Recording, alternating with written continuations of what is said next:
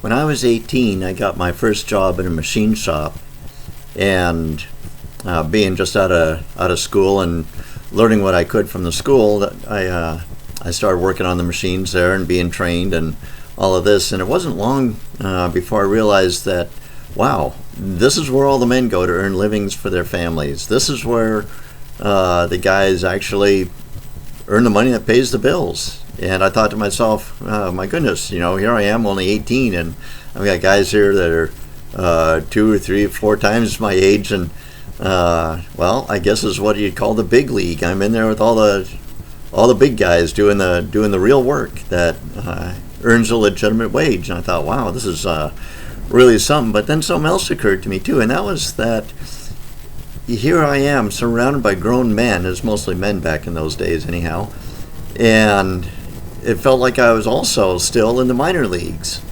How so? Well, guess what? Just like it is in grade school, you've got the bullies, you've got the nerds, you've got the jokers and the academics, and a whole mix of people here. And it's no different. Grown men pretty much act the same.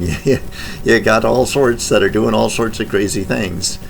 But then also I noticed that I got hammered quite often by a certain group of individuals that were particularly religious, and I didn't know a whole lot about them. I quickly found out, but they were basically fundamentalists. They were Christians of no particular stripe. They didn't belong to a mainline denomination.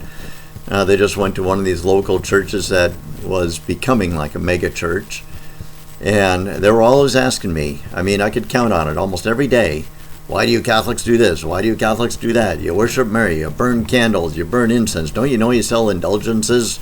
Purgatory is not a second chance. That's not even in the Bible. Blah, blah, blah. And they were attacking me all the time with all these things. And it's like, oh my gosh, what am I going to do? I got all these people that are hammering me with all this stuff, and they're walking up to me. It's like, oh my gosh, here he comes with his Bible in hand, cracked open and ready to go. It's like, here we go. And of course, I was ill prepared for that thing. I'm here to earn a living and do machining work, and I'm getting hammered with religious stuff, basically every day and multiple times during the course of those days.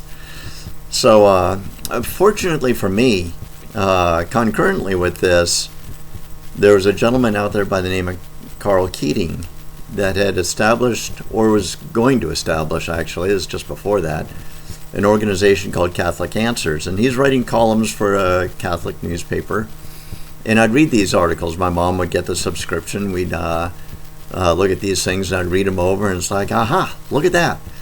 We don't worship Mary. This is how we venerate her, and this is what it means, and this is why we do it, and this is how far back it goes, and this is its underpinnings in Scripture, and all these sorts of things. And I found out after a while that for every accusation they had against me or the Catholic faith, there was a reasonable and sound answer to counter it.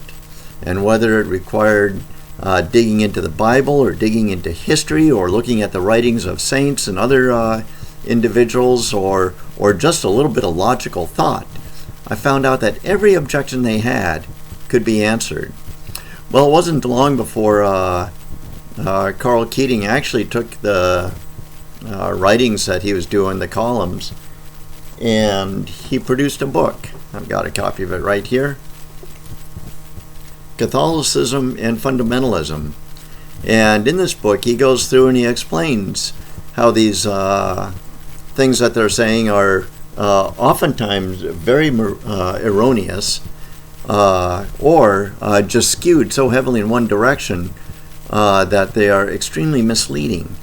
And argument after argument that they'd have against the church, we could refute and say, no, this is how it really is. And with that, I found out, or I just came to believe, that anything they throw at me, anything at all, has a sound answer to refute it. And pretty soon it's like, you know what?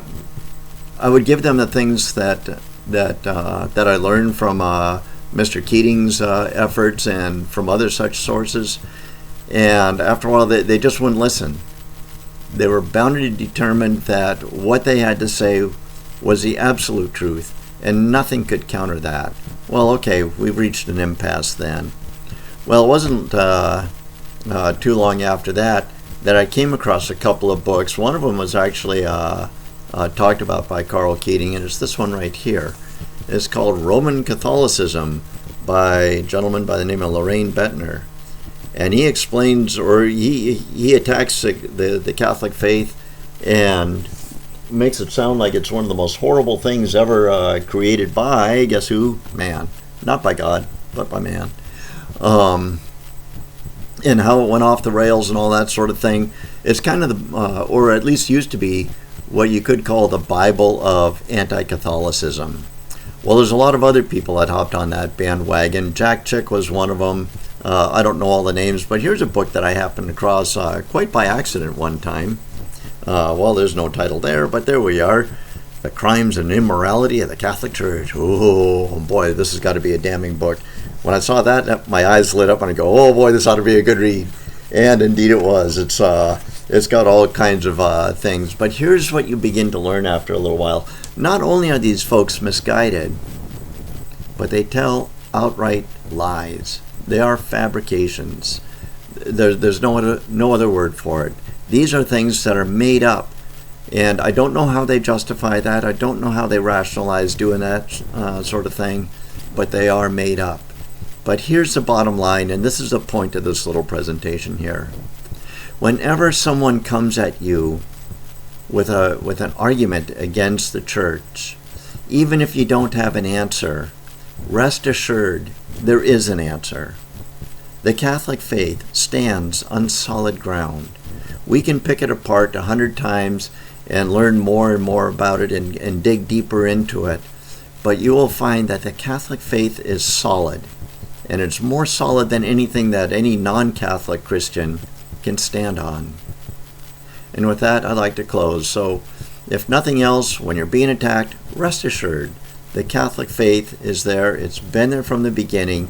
It doesn't have secret, salacious ideas or things. It's not about subverting mankind or doing all these evil things that they think it is. It is actually God's church. Thank you, and God bless you.